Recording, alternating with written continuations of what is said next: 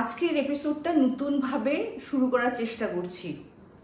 हम शादी ना करब, अगर हम शादी करब तो हमार परिवार सड़क पर आ जाई, इकर से मर ज्यादा बढ़िया, यहाँ से हम पोखरा में डूब गई रही। আচ্ছা, হিন্দি আর এই ভাষাটার মধ্যে ডিফারেন্স আছে না, যে কথাটা বললাম। এই প্যারাগ্রাফটা শুনে রাখো, কারণ আমি না দেখে বলতে পারবো না, কারণ এটা হিন্দি নয়। অনেকেই বুঝতে পারছো, এটা বিহারের খুব জনপ্রিয় একটা ল্যাঙ্গুয়েজ, ভোজপুরি। হঠাৎ রুমকিদি কেন ভোজপুরি নিয়ে বসলো? এই প্যারাগ্রাফটা মনে রেখো, তাহলেই তোমরা ঘটনাটা বুঝতে সুবিধা হবে।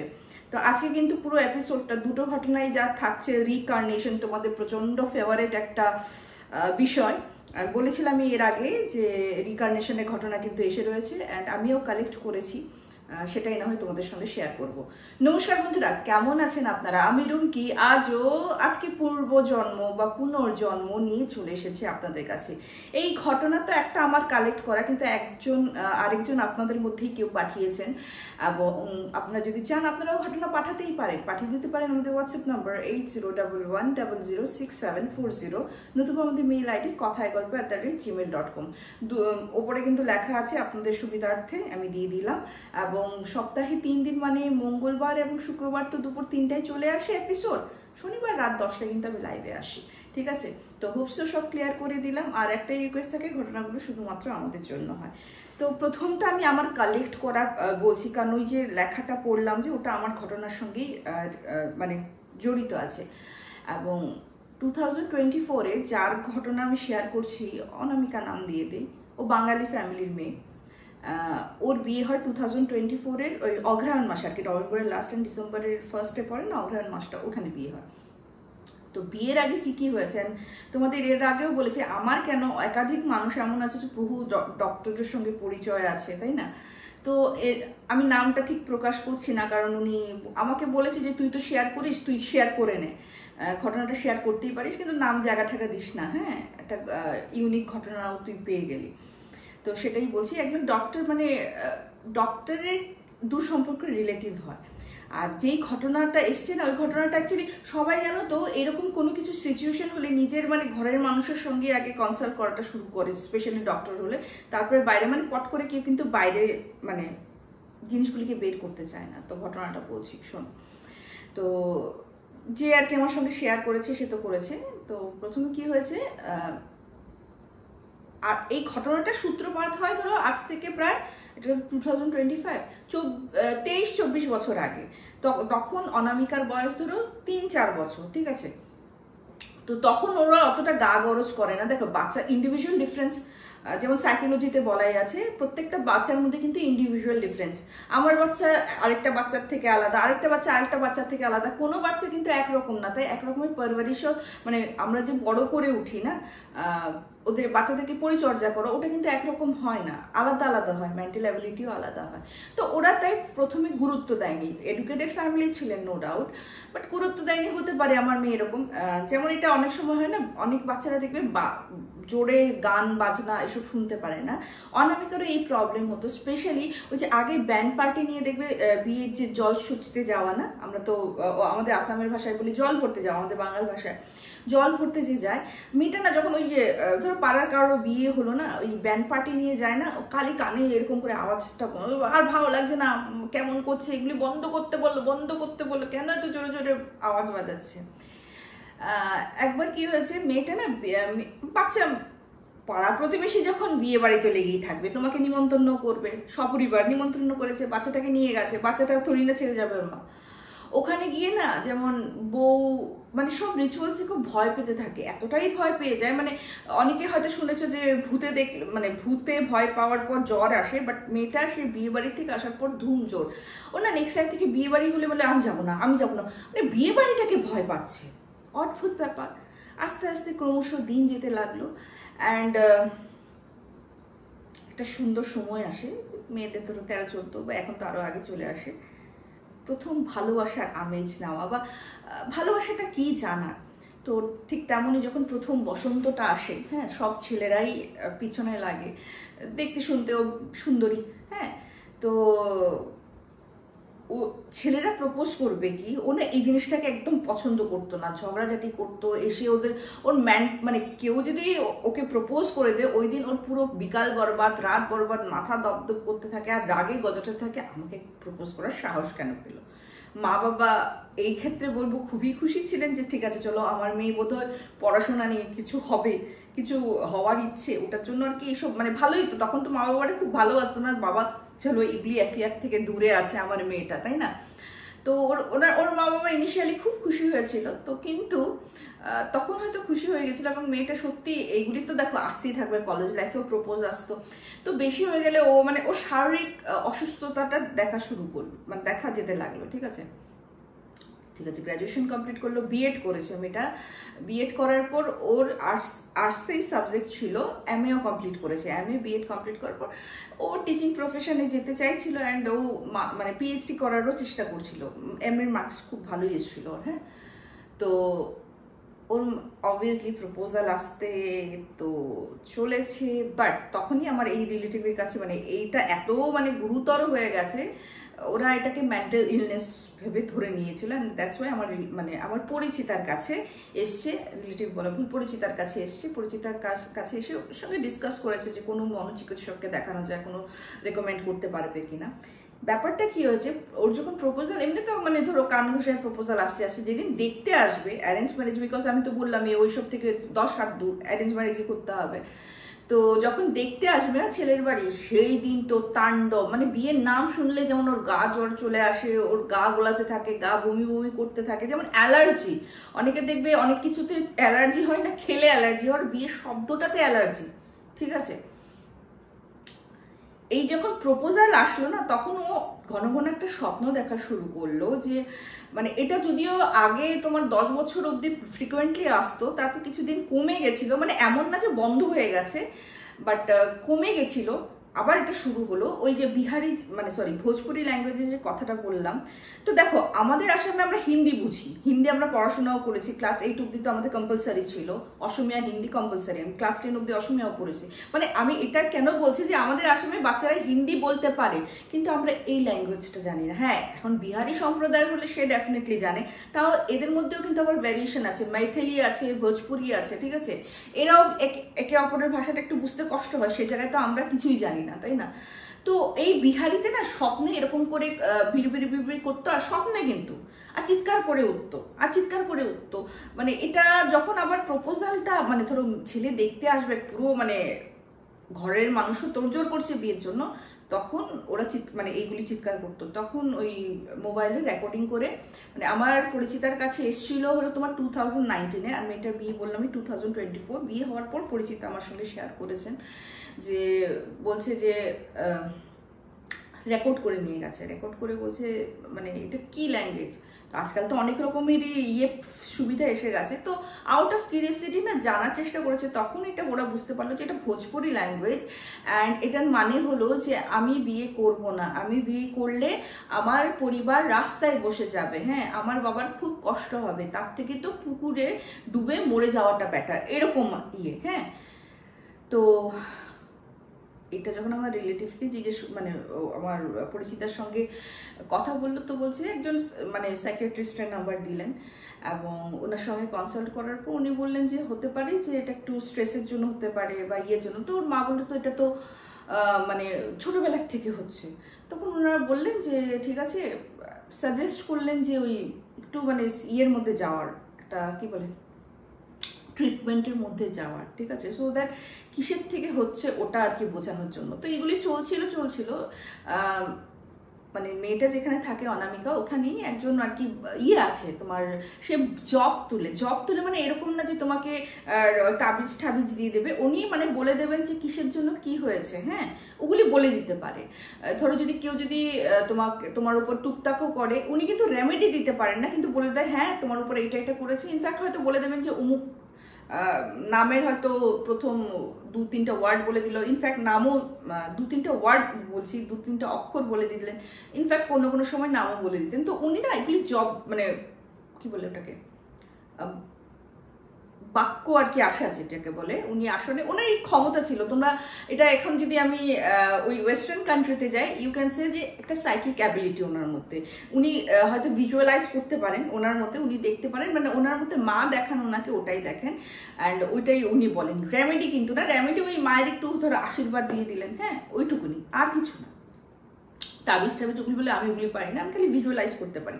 তো আমার কোথাও না কোথাও মনে হয়েছে যেহেতু সাইকিক অ্যাবিলিটি ওয়েস্টার্ন কান্ট্রিতে হয়তো তোমরা জানো যে অনেকেই ভিজুয়ালাইজ করতে পারে, যেমন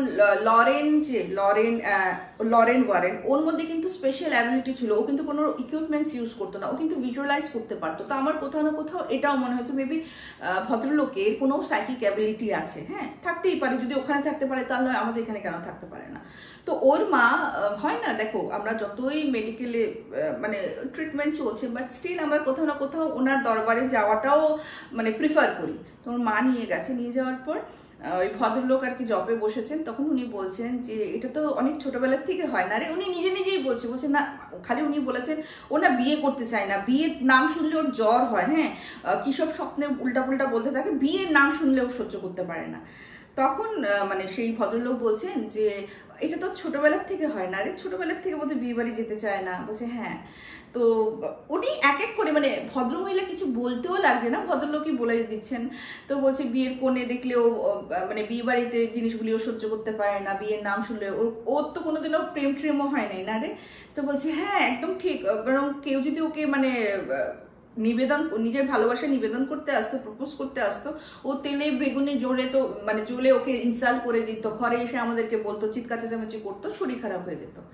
তো বলছে এটা না ওর আগের জন্মের।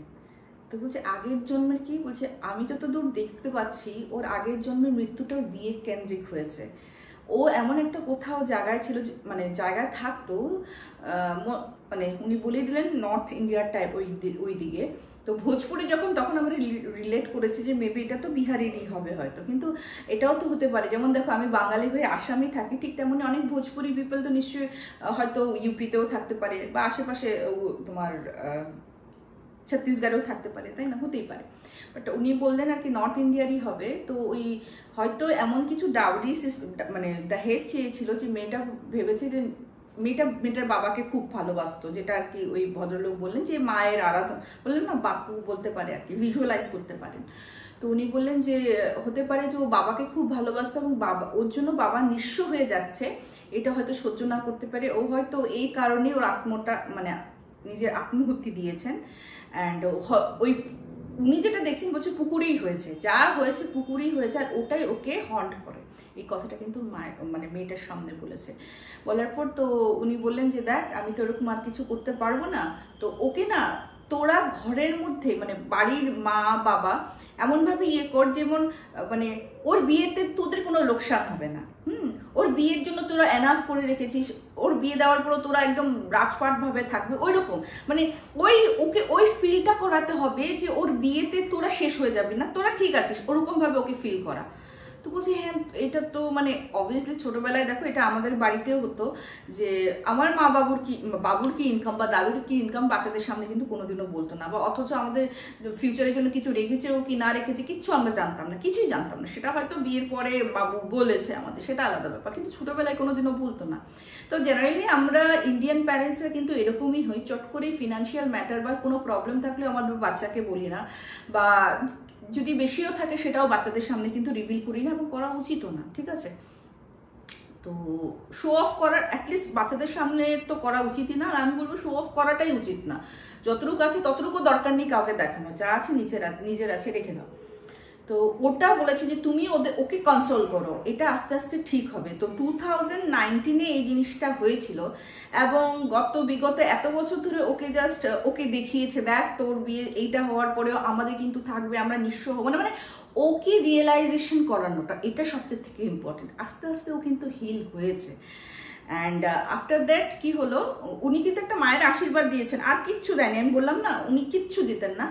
আস্তে আস্তে জিনিসটা কিন্তু হিল হয়েছে, যেটা আমাকে আমার পরিচিতা বলেন যে ও কিন্তু হিল হয়েছে, এবং ওর তোমার কাউন্সিলিং কিন্তু চলছিল, যেহেতু এই প্রবলেমটা কাউন্সিলরও বলছিল, মানে যেহেতু ওনার ইয়েতে রেফারেন্সেই গেছিল, তো উনি তো পরিচিতই, তো উনি ফোন করে যদি ওভার দ্য ফোন জিজ্ঞেস করতেন যে ওই ওরকম মানে আমার যে আত্মীয় ওনার কি ইয়ে, তো বলছি না আস্তে অনেকটা ঠিক হয়ে আসছে।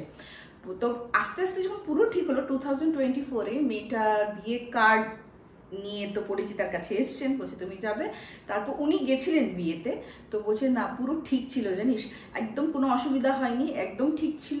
আর খুশি খুশি, মানে হাজব্যান্ড ওয়াইফ দুজনই খুশি খুশি, হাসি মুখ বেশ ভালো। 2024 তখন 25-এ এসেই গেছে 2025, ওরা কিন্তু হ্যাপিলি ম্যারিড, তোমরা বলতে পারো হ্যাপিলি ম্যারিড কাপল। তো সত্যি আগের জন্মের হয়তো এমন কিছু, আমি সবসময় যদিও বলি যে আত্মহত্যা করা তো প্রচণ্ড মহাপাপ, কোনোদিনও করতে নেই। কারণ জানো তো এই যে হয়তো ওইটুকুনির জন্য আমরা মুক্তি পেয়ে যাই, বাট এটা কিন্তু চলতে থাকে। মানে হয়তো যারা জন্ম নিতে পারে না তারা মানে ওই দিকেই ভুগতে থাকে, এটা তো একটা কষ্ট নিয়ে মারা যায়। এবং জন্ম হওয়ার পর ওই ব্যথাটা, ওই কষ্টটা কিন্তু তোমার পিছা ছাড়ে না, হয়তো পরের লাইফটাও তোমাকে রুইন করে দেবে। তো ইটস বেটার যেই জন্মে আমরা যেই পরীক্ষাটা পাই, আমি এটাকে পরীক্ষা ভেবে নিয়ে নিয়েছি। আমার জীবনেও প্রচুর পরীক্ষা আসে, আমি পরীক্ষা ভেবে নিয়ে নিয়েছি। আমি অ্যাটলিস্ট অ্যাটেম্প্ট করবো, চেষ্টা করবো। আর আমি জানি হয়তো 100 আউট অফ 100 না পেলেও 5 মার্ক কিন্তু আমি পেয়ে যাবো, কিন্তু চেষ্টা করতে হবে। বসে থাকলে, চেষ্টা না করে আমি জানি আমি পাস কেন, আমি ফেল করবো। তার থেকে ভালো আমি চেষ্টা করতে থাকি, আর তো এছাড়া তো কোনো উপায় নেই আমাদের হাতে, তাই না? তো পরিচিতাকে আমি থ্যাংক ইউ বলে দিচ্ছি তোমাদের তরফ থেকে। অলরেডি বলেছি যে সত্যি খুব দারুণ একটা ঘটনা তুমি আমায় দিয়েছো। তো কেমন লাগলো প্লিজ কমেন্ট সেকশনে কমেন্ট করো। আর রিকার্নেশনের ঘটনা, দৈবিক ঘটনা শেয়ার করা হয়, শিগগিরই শেয়ার করে নাও। নেক্সট চলে যাব, নাম শুধু বলবো, প্রণতি। প্রণতির কার সাথে ঘটনা হয়েছে, কি হয়েছে, এটা তোমরা রিকার্নেশনের ঘটনায়, ও আমাকে বলেছে যে আমি জানি না দিদি তুমি এটা কি বলবে, এটা কি জেনেটিক্যাল ইস্যু না রিকার্নেশন। তুমি, আমার তো মনে হয়, কারণ আমার নয় আমার পুরো পরিবারের মনে হয় এটা রিকার্নেশনেরই একটা ঘটনা। মানে ঠিক আছে, ডেফিনেটলি আমি আমার শ্রোতা বন্ধুদের কাছে এই জিনিসটার ছেড়ে দিলাম যে তোমরা কি ভাবো। যদিও আমার এই ঘটনাটা তো আমি অলরেডি এখন পড়ে নিয়েছি, তারপরে তোমার সামনে প্রেজেন্ট করবো। এটা আমার মনে হচ্ছে যে যেটা আমি জাস্ট এই কনক্লুশনটা দিলাম লাস্ট ঘটনার, ওটারই ধরো তুমি টাচ পাবে, তোমরা টাচ পাবে যে আগের জন্মে যা করা ওটা কিন্তু আমাদের এই জন্মেও কন্টিনিউ করতে হবে। তো শুরু করছি, কিন্তু শুরু করার আগে যেটা আমাদের ট্যাগলাইন, কথায় গল্প ভুতুরে আড্ডা স্টেশন, আমরা কিন্তু কোনো রকমের অন্ধবিশ্বাস বা কুসংস্কারকে প্রশ্রয় দিই না। ঘটনাগুলিকে যদি বিশ্বাসযোগ্য বলে মনে না হয় সেক্ষেত্রে প্লিজ গল্প ভেবে নিয়ে নেবেন। কারণ ছোটবেলায় গল্প শুনতে ভালোবাসতেন কিনা দাদু ঠাকুমার মুখে, সেই নস্টালজিক ফিলিংটাই ফিরিয়ে দেওয়ার ছোট্ট প্রচেষ্টা, আর কিছু না। শুরু করে দিচ্ছি প্রণতি। ওকে, প্রণতি অ্যাকচুয়ালি প্রণতি হলো ছোট কাকি, প্রণতির শাশুড়ির ব্যাপারে যায়। আমি এখানে ছদ্মনাম ইউজ করছি, শুধু প্রণতি, আমাকে বলেছি তুমি প্রণতি বলার কিছু বলো না, তো প্রণতি বললাম। শাশুড়ি মায়ের নামও আমি ছদ্মনাম দিয়ে দিচ্ছি, হ্যাঁ, ক্যারেক্টারের নাম ধরেই আমি বলছি। তো শিখা দেবী অবভিয়াসলি শাশুড়ি, যখন অনেক আগে ওনার বিয়ে হয়েছে, উনি এখন উইডো। ওনার যখন 14-14.5 বছর তখন বিয়ে হয় মৃগাঙ্ক বাবুর সঙ্গে। উনি রাশভারী লোক বললে ভুল হবে, উনি রাশভারী না, উনি জল্লাদ টাইপের লোক ছিলেন। ক্ষমা করবেন, বলতে বাধ্য হচ্ছে, কারণ এই কমেন্টটা কেন পাস করলাম আপনারাও বলবেন, জল্লাদ থেকে আরো হয়তো বেশি কিছু যদি থাকে আপনারা সেটা বলবেন। আচ্ছা, বিয়ের পর থেকে না ওনার প্রচন্ড, মানে ওনার উপর না বলে না যে ঘরের বউ মানে কাজের মানুষ, ওরকম ভাবে ওনাকে করতো, ট্রিট করতো। ধরো যদি পান থেকে চুন খসলে যেমন বলে না, যেরকম হতো, কষিয়ে থাপ্পড় মারতো ওইরকম, মানে ফিজিক্যাল টর্চারও করতেন, মেন্টালি তো করতেন বলেই লাভ নেই। মানে যে ফিজিক্যাল করতে পারে, মেন্টালি তো আরো বেশি খারাপ, খতরনাক। ঠিক আছে, ঠিক আছে, এই তো গেল।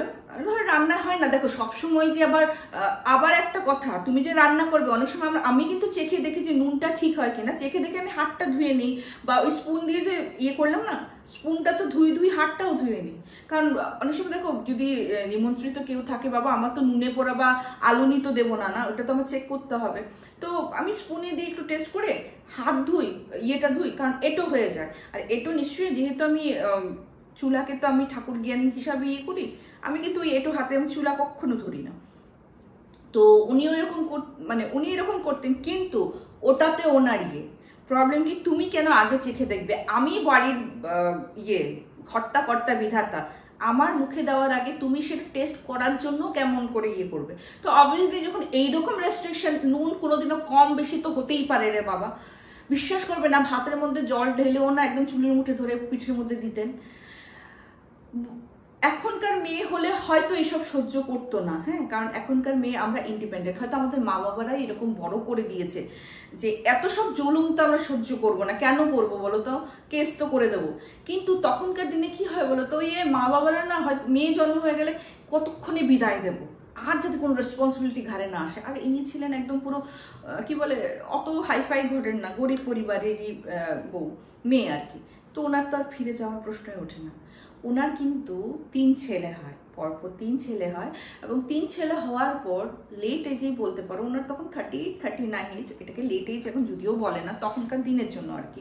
তখন অলরেডি মানে 14.5 বছরে ওনার বিয়ে যদি হয়, ধরো 16 বছরের প্রথম বড় সন্তান, তারপর 2-1 বছরের মানে 20 বছর হতে হতে ওনার 3 সন্তান মানে হয়ে গেছে কমপ্লিট।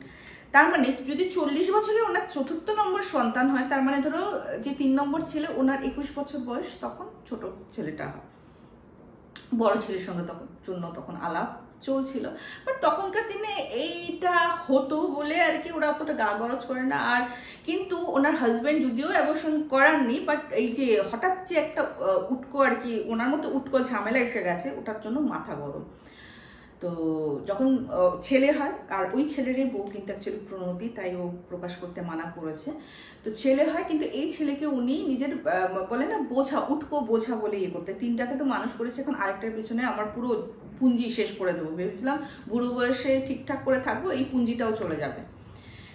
তো 3 ছেলের সঙ্গেও বাবার যে খুব একটা ভালো রিলেশন ছিল সেটা না, যেহেতু উনি বললাম উনি বদমেজাজি যেটাকে বলে বাংলায়, ও একদম ওই রকমই ছিলেন। হ্যাঁ, তো ওনারা আর কি যতটুকু পারতপক্ষে, ওনার মানে প্রণতির 3 ভাসুর, যে বড় ভাসুর শ্বশুরমশাইয়ের সঙ্গে নাকি কথা অতটা বলতেন না, এগুলি পরে এসে শুনেছেন। হ্যাঁ, আগে কিন্তু প্রণতি জানতো না, কারণ প্রণতির বিয়ে তো ডেফিনেটলি বুঝতেই পারছো, যখন 3 নম্বরের 21 বছর, তখন ধরো 20-21 বছর, তখন প্রণতির হাজব্যান্ড হয়, তো অবভিয়াসলি এই ভাসুর এবং জায়ের সঙ্গে তো ডিফারেন্স অনেক বেশি, তাই না?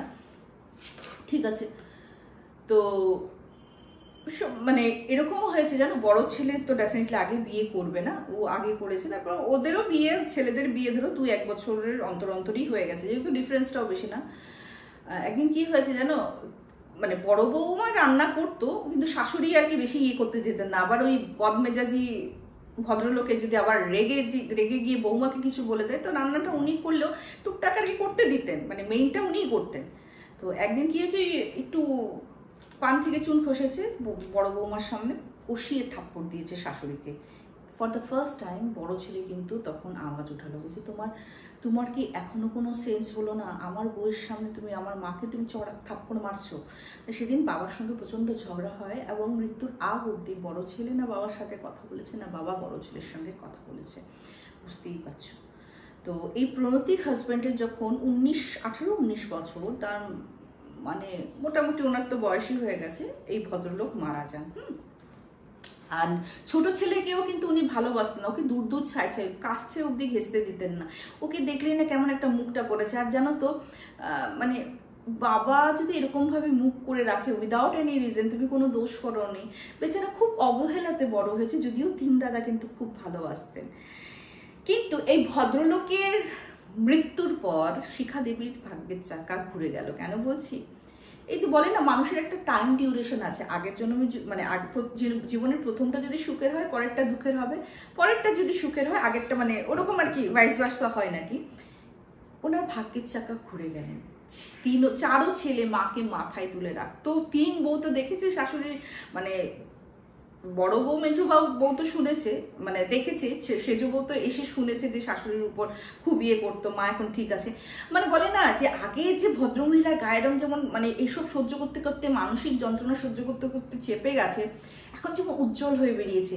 ওনার মানে উনি বলেনি যে এই সুখ হয়তো আমার কপালে লেখা ছিল। ছেলেরা তো মাথায় তুলে রাখতেন, বৌমারা মা বলে নিতেন, মানে হই হই করতেন না। যেহেতু ওনার হাজব্যান্ড থেকে এত টর্চার সহ্য করতেন না, বৌমারা যখন রান্না করতেন, যদি নুন কম হতো, আচ্ছা কোনো ব্যাপার না, নুন কম হয়েছে বরং ভালো হয়েছে, বেশি হলে ভাবো তো বৌমা এগুলো তো খাওয়া যেত না, আমি একটু নুন পাতে নিয়ে খাওয়া যাবে, উনি এরকম। আর যেই শাশুড়ি বৌমাদের সঙ্গে এত সুন্দরভাবে ট্রিট করে, বৌমারা ওনাকে মাথায় তুলে রাখবে না বলো? সব ঠিক হলো, কিন্তু প্রবলেম কি হয়েছে, এতক্ষণ যে বললাম এগুলি বলার কারণ ছিল। প্রবলেম কখন হয়েছে, এই ভদ্রলোক তো মারা গেছে, ঠিক আছে, ভদ্রলোক মারা যাওয়ার সাধ্যশান্তি হওয়ার পর মহিলা না ভদ্রলোকের স্বপ্ন দেখা শুরু করলেন, মানে শিখা দেবীর কথা। যেই ভদ্রলোক শিখা দেবীকে দূর ছাই করতেন, মারতেন, ইয়ে করতেন, ভদ্রলোকের ইমেজ কি স্বপ্নে জানো? উনি না হাতটা এরকম বলছে, এরকম করে প্রণতি বলছে যে অনেক সময় আমরা যে যিশুকে প্রে করার সময় এরকম করে হাতটা না এরকম করি, যে ওই রকম এরকম করে চোখটা নিচু নামানো, আমার শাশুড়ি ওরকম দেখছে, কিছু বলছে না, কিন্তু চোখটা যে নিচু নামানো মানে লজ্জিত ওরকম টাইপের। এরকম অন্তর অন্তর দেখার পর, যেহেতু বৌমা, বড় বৌমা অনেক আগে এসছে, বড় ছেলেও মানে সবই তো জানে, তো একদিন না বড় বৌমা বড় ছেলে কাজের থেকে এসে গেছে, তো বলছে বাবা আমি না একটা স্বপ্ন দেখছি রে। বলছি কি? বলছি তোর বাবা না জানিস এরকম করে এসে না এরকম করে মাথা নিচু হয়ে দাঁড়িয়ে থাকে, আর কিছু বলে না, এরকম করতে থাকে জানিস। তো তখন বড় বৌমা বলছেন যে মা, মৃত্যু এমন একটা জিনিস না, মৃত্যুর পর মানুষ বোধহয় নিজের ভুলটা বুঝতে পারে, বাবাও বোধহয় ভুলটা বুঝতে পারছে। হ্যাঁ, তখন ওনার বড় ছেলে বলছে না মা হয়তো বাবার কথা ভাবে। বলছে শোনো, বাবার কথা ভাবলে এরকম নিশ্চয়ই বাবার কথা কোনোদিনও ভাবে না, যে বাবা তোমার যেরকম মায়ের সঙ্গে করতো আমাদের সঙ্গে করতো, যেরকম বদমেজাজ ছিল বাবার, এরকম নিশ্চয়ই করতে পারতেন না। বাবার ওই রকম স্বরূপই মা দেখতেন, মা কেন এরকম ভাবে তাহলে দেখবেন? তো সত্যি তো পয়েন্ট তো আছে। তো বলছে জানি না রে বাবা, কোনোদিনও তো এরকম ভাবে দেখি না, সবসময় তো আমার উপর চোটপাড়ি করলো, কত মারি না খাইলাম। যেহেতু বড় বৌমা তো দেখেছে এই সব কিছু, ঠিক আছে। তো এই স্বপ্ন দেখতে দেখতে ধরো সেজু ছেলের বিয়ের 2-2.5 বছর পর সেজু ছেলে কনসিভ করে এবং ওর কিন্তু একটা পুত্র সন্তান হয়। তো আস্তে আস্তে ছেলেটা যখন বড় হয় অনেকটা ওর দাদুর মতো দেখতে হয়েছে। হ্যাঁ, ওই ঘাড়ে আঁচিল ছিল ওইরকম টাইপেরই আর কি। আস্তে আস্তে আঁচিল, তো মানে আঁচিল বলা ভুল, ওই বড় তিল যে ওইরকম টাইপের। হ্যাঁ, ওইরকম তো আস্তে হতে পারে। আমি এর আগেও যতগুলি রিকার্নেশনের ঘটনা আমি শেয়ার করেছি যে হ্যাঁ অনেক সময় বংশের থাকতে পারে, যেমন আমার বাবুর সঙ্গে, আমার দাদুর সঙ্গে বাবুর মিল, দাদু বাবুর সঙ্গে আমাদের 3 ভাই বোনের মিল, অলরেডি বলেছি। এটা হতে পারে, এটা যে রিকার্নেশন তো এরকম তো না, হতেই পারে, এটা জেনেটিক্যালি হয়ে যায়, মিল হয়ে যায় চেহারা। তো ওরা ওটাই ভাবছে, কিন্তু আস্তে আস্তে দেখছে স্বভাব যে ওরকম বদমেজাজি স্বভাব না, কিছু কিছু স্বভাব, যেমন কিছু কিছু মানুষের অভ্যাস থাকে জানো তো, তোমার চটিগুলি ছেঁচড়িয়ে হাঁটার, মানে টেনে টেনে হাঁটার। তো স্লিপারের একটা আওয়াজ হয়, বাচ্চাটা কিন্তু ওরকম করে হাঁটতো। ঠিক তেমনই শ্বশুরমশাই যে এসছেন বা ওনার হাজব্যান্ড যে এসছেন বুঝতে যেতেন, যখন পা ঘেষ্টে ঘেষ্টে চপ্পল ঘেষ্টার আওয়াজ পেতেন তখনই বুঝে যেতেন মহারাজ এসছে। বুঝে গেছো? তো যাই হোক, এরকমভাবে অনেকেই মানে আমরাও যেমন মানে ছোটবেলায় যখন পড়তে না বসতাম, বাবু এসে গেছে, বাবুর মানে হর্ন, রাস্তা দিয়ে তো অনেক গাড়ি ঘোড়া যেত, অনেক বাইক স্কুটার যেত, বাবুর পার্টিকুলার হর্ন শুনে সেটা যদি 100টাও গাড়ি থাকতো আমরা বুঝে যেতাম বাবু এসে গেছে। তো এরকম হয় বোধ হয়। তো ওরা ওটাই ভেবেছে। আস্তে আস্তে একটা জিনিস দেখলো জানো তো, এই যে বাচ্চা ছেলে 6 মাসের পর থেকে তো উপরের খাওয়াটা খাওয়ায় না, ঠাকুমার প্রতি, ঠাম্মির প্রতি প্রচন্ড মানে কি বলে না, নেওটা আর কি। হ্যাঁ, 6 মাসের বাচ্চা ঠাম্মি পেলে নিজের মা ছেড়ে ছুড়ে চলে যায়। ছোট কাকাইকে খুব আদর করে, ছোট কাকাইকে আদর করে, মাথা বুলিয়ে দেয়। হ্যাঁ, তো কাকার তখন মানে 3 যা ডিসাইড করেছিল এই ছোট দেওয়ারের বিয়ে খুব তাড়াতাড়ি দিয়ে দেবে। তো প্রণতি বলছে আমার হাজব্যান্ড যখন 27 বছর পুরো কমপ্লিট হয়নি তখন কিন্তু আমার হাজব্যান্ডের সঙ্গে আমার বিয়ে হয়ে যায়। তো এইটা ওর বিয়ের আগের কথা বলছি, যে বিয়ে মানে হবে ওরকম টাইপের। তো এর আগে হবে মানে বিয়ের জন্য মেয়ে খুঁজবে আর কি। তো ওর কাকার মাথায় হাত বুলিয়ে দেয়। ওর বাবার থেকেও যেমন কাকাকে বেশি ভালোবাসে। তো একদিন কি হয়েছে, ছেলেটা কথা বলতে পারে, 3.5-4 বছর বয়স। হ্যাঁ, কথা বলতে পারে। তো হয় না, মা তো দেখো মানে মার থেকে বেশি ঠাম্মিকে এত আদর করে।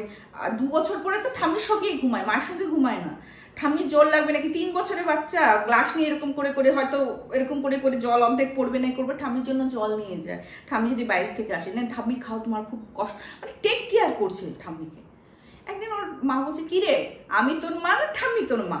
হাসি মিটি, ওর ঠাকুমাও কিন্তু সামনেই ছিল। হ্যাঁ, ঠাকুমাও সামনে ছিল। তো বলছে মিটি হেসে বলছে যে কি রে, আমি তোর মা না ঠাকুমা তোর মা?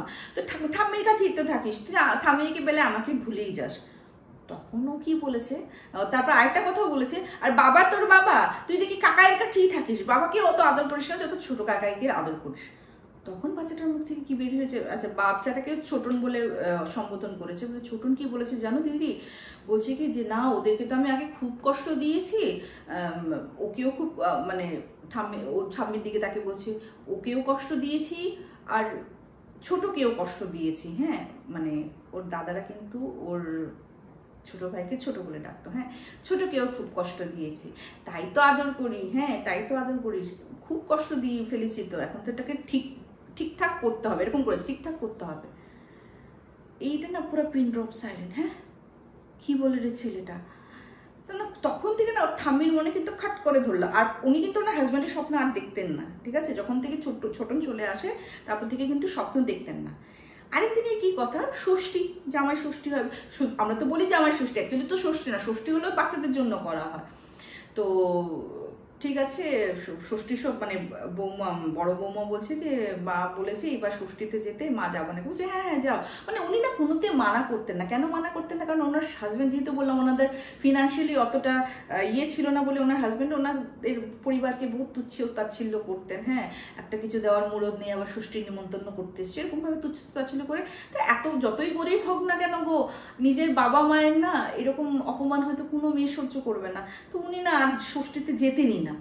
তো একদিন কি হচ্ছে, বড়জন যাবে ষষ্ঠীতে, তো সেজন্য কিছু একটা প্রবলেমের জন্য সে যাবে না আর কি। হ্যাঁ, ছোটনও থাকবে, মেজো আর বড়জন থাকবে। তো বলছে হ্যাঁ হ্যাঁ যাও, তোমরা গিয়ে খেয়ে আসো, কোনো অসুবিধা নাই, যাও না, সামলে নিব না, কি হয়েছে। তো উনি তো বললে আমি কোনোদিনও মানা করে না। এই মধ্যে ছোটনও সামনে ছিল, ছোটন না গিয়ে না ওর ঠাম্মিকে এরকম করে আদর করছে। হ্যাঁ, তুমি তো আমার জন্য কোনোদিনও ষষ্ঠীই খেতে পারলে না, না গো। হ্যাঁ, জানি না আমার মাথার মধ্যে তখন কি কিলবিল করতো, খালি রেগে যেতাম। কোনোদিনও মানে তোমার বাড়ি থেকে ষষ্ঠী খেতে পারোনি না আমার জন্য। ঘরে পুরা পিন ড্রপ সাইলেন্ট, পুরা পিন ড্রপ সাইলেন্স। কে কি বলবে, কি করবে।